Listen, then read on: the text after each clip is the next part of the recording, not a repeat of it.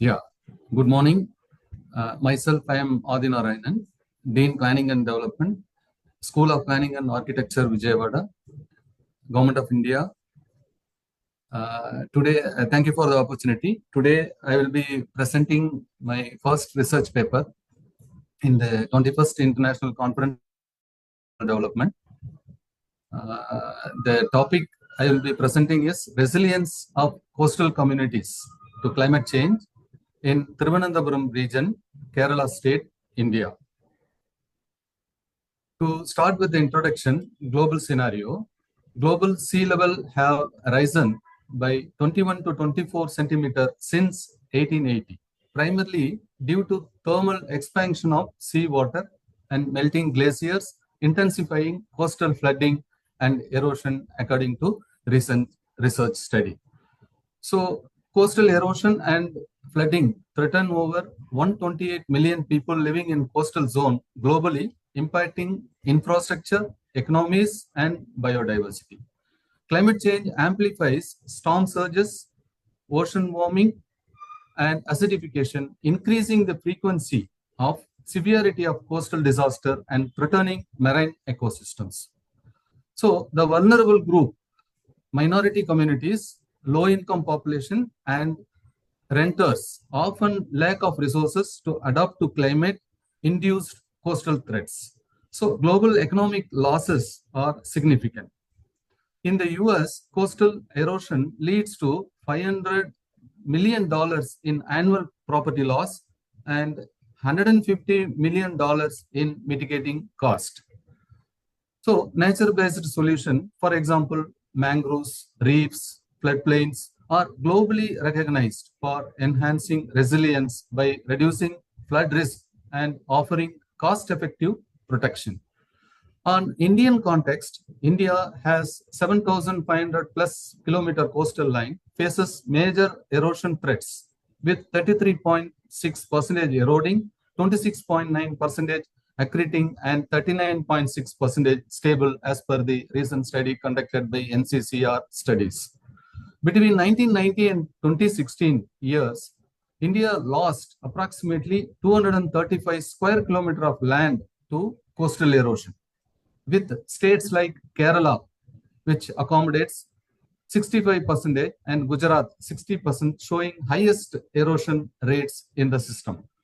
By 2050, up to 36 million Indians may live in flood-prone areas if sea level rise continues in the same fashion, necessitating urgent coastal management and as well as community resilience planning, which is very, very, very essential for the current system.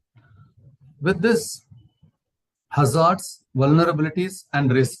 Coastal erosion, approximately 23% of the Thiruvananthapuram Municipal Corporation is impacted by erosion, driven by strong marine currents, climate change, sea storm surges, and anthropogenic coastal modification. So various studies shows that 650 hectares of land were lost between 2004 and 2020, highlighting the need for continuous shoreline monitoring and mitigation planning. Flooding, urbanization, deforestation, soil characteristics increase flood risk by alerting drainage pattern and reducing water absorption. Ultimately, climate change and infrastructure gaps intensify flood frequency and impact, calling for integrated water resource and land management strategies.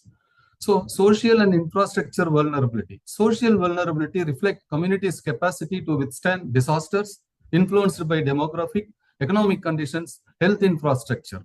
Reducing social vulnerability helps minimizing human and economic loss during natural and man-made events. Infrastructure vulnerability, on the other hand, is determined by access to essential services such as roads, schools, healthcare, and other associated utilities.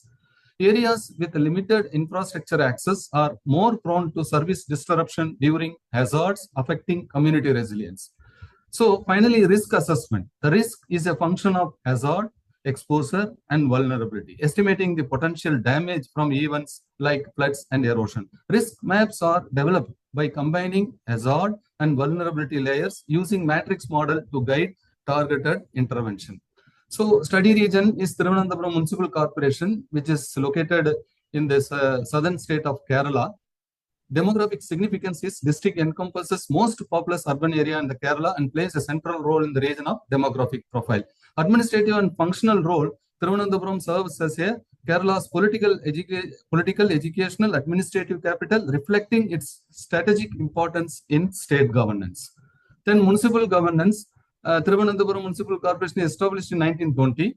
Urban structure, municipal corporation comprising of total 100 wards for their administrative convenience, including 15 coastal wards that collectively represent 14 coastal villages within the city limits. Metropolitan composition, as per 2011 administrative classification, Thiruvananthapuram metropolitan area includes municipal corporation, 3 municipalities and 27 Grama Panchayat. Flood susceptibility. So the method and data analysis, where flood susceptibility, the study employed digital shoreline analysis system as a tool to analyze shoreline change and coastal erosion pattern over a period of 30 years.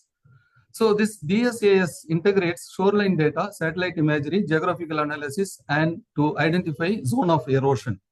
So the tool enables precise mapping of shoreline shift, facilitating the identification of high-risk coastal zones.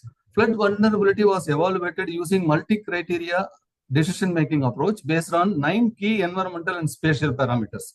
The parameters include soil type, storm surge, exposure, river, proximity, then land use, topography, wetness index, rainfall elevation, slope, and previously flood-affected wards. These indicators are derived from comprehensive literature review, field observation, ensuring scientific robustness in the assessment, and the flood susceptibility and their parameters and scoring logic were presented in the table, and flood susceptibility indicators and scoring logics were presented here.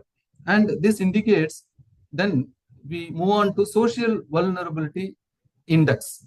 We developed the social vulnerability index by grounded with extensive literature review on conceptual criteria, focusing on demographic, socioeconomic aspect relevant to social vulnerability. And this SVA indicators captures social dimensions such as population characteristics, income level, education, and housing quality. The selected social indicators were subject to factor analysis using principal component analysis to uncover the latent variable influencing the vulnerability. Further, in this investigation, Kaiser-Meyer Olkin, KMO test, and PCA were used to verify the accuracy of the data set and extract the meaningful components. So, factor scores were calculated to quantify for each variable. So, rational component matrix were created to identify correlation between the indicators and components, enabling interpretation of how much contributes to the overall social vulnerability index. You can see the social vulnerability matrix, which is developed by using the indicators, which is presented in the right side table. And then the next analysis is infrastructure vulnerability index. Here, the IVA indicators were chosen to represent essential services and quality and availability of infrastructure such as schools, health center, road, and utilities. Infrastructure indicators were also analyzed using factor analysis and allowing the identification of latent component that influence the infrastructure vulnerability. So infrastructure vulnerability varies for PCA test, which is presented in the table. The factor IVA were derived from PCA output and reflect the cumulative effect of infrastructure related variable on ward level vulnerability at the grassroots level. These IVA scores were visualized in ArcMap and providing clear spatial representation of infrastructure vulnerability across the study region, supporting the targeted policy intervention. The method and data analysis used in the data in this research is presented in the flow diagram, where the selection of indicators, primarily selection of indicators for social vulnerability by developing social vulnerability index (SVI) and infrastructure vulnerability index. These variables were categorized into SVI and IVI. Application of factor analysis, then KMO test carried out, data processing, then principal component analysis to create a rotated component matrix, and then factor scores were assigned, and then finally social vulnerability index and infrastructure vulnerability index, and that is spatially represented by using ArcGIS. And this is the methodology adopted, and the results and discussion: shoreline change and coastal erosion. Here, certain wards within the study region like Vijayawada, Harbor, and then Vijayawada shows significant shoreline threat, losing up to 4.15 meter annually, exacerbated by population density and critical infrastructure presence in the system. So the coastal erosion influenced by dynamic coastal process, including sediment transport, wave intensity, and geomorphology. And the coastal erosion map for the study region of Thiruvananthapuram Municipal Corporation is presented here, and the results are very well mapped and to indicate the intensity of erosion. Then flood susceptibility and multi-hazard susceptibility. Coastal wards exhibits greater flood vulnerability than the inland areas, with approximately 17.83 square kilometer identified as a high flood prone zone. So the key wards includes Manikavalikom, and then Beampalli, east and west, and Vetukad, and then Pallitura. These are the wards which includes low-lying topography, frequent storm surge, and past flood events. And the flood susceptibility map for the Thiruvananthapuram region for the year 2024 was generated and presented the results. Then flood susceptibility and multi-hazard